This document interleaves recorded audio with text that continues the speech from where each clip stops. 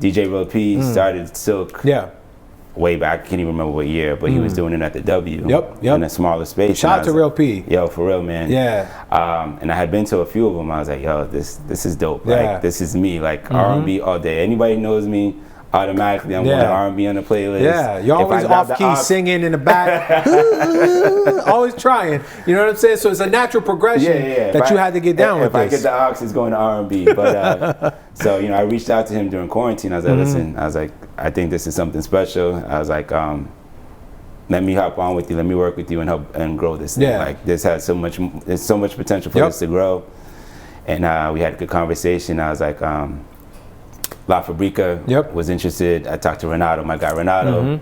He's like, all R&B? Like, you sure that's all you're gonna play? I was like, all R&B. I was like, listen, I was like, you gotta be a real like asshole to mess up an R&B party. Yeah, like, there's a few, but they just they older and they stay at home now. Yeah, so I talked to Real P about it. He's like, let's do it. So we did, I think maybe 4 months of Silk at La Fabrica.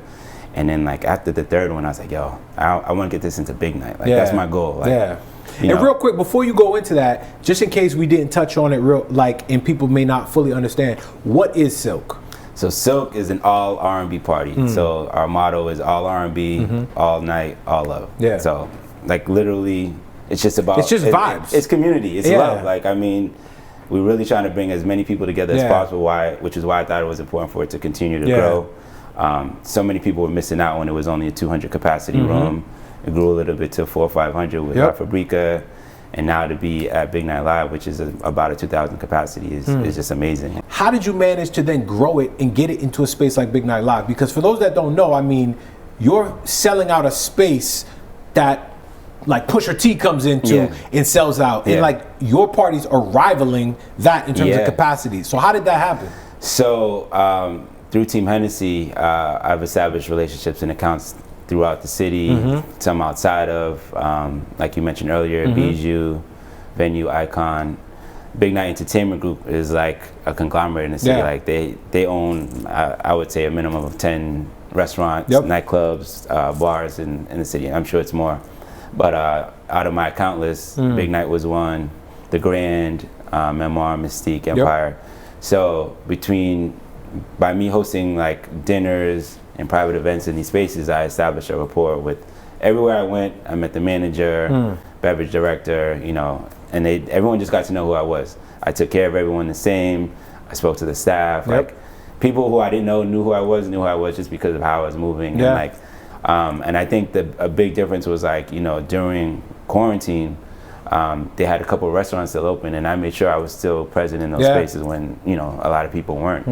And so when I came with this idea of like having Silk at Big Night, my guy Keenan over there was like, you know what, Rob, we're gonna give you a shot. He's like, let's do it. He's like, let's roll the dice. Let's see what you can do.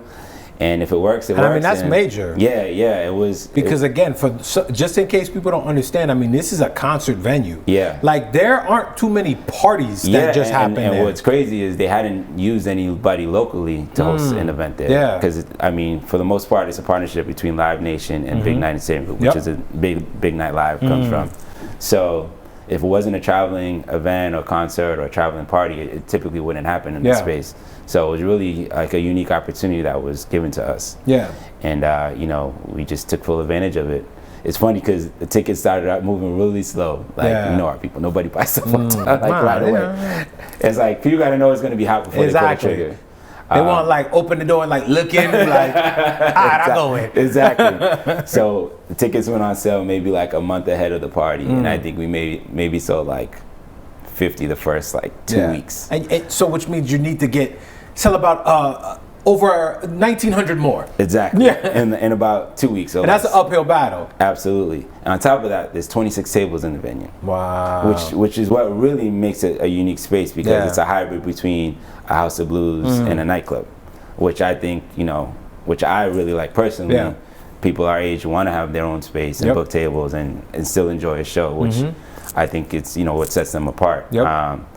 And then once the table started moving, like the tickets started moving, like the buzz started to get going, and it was like, and then the peak, like the jump from, it was a Thursday night too, by the way, the first one was on a Thursday.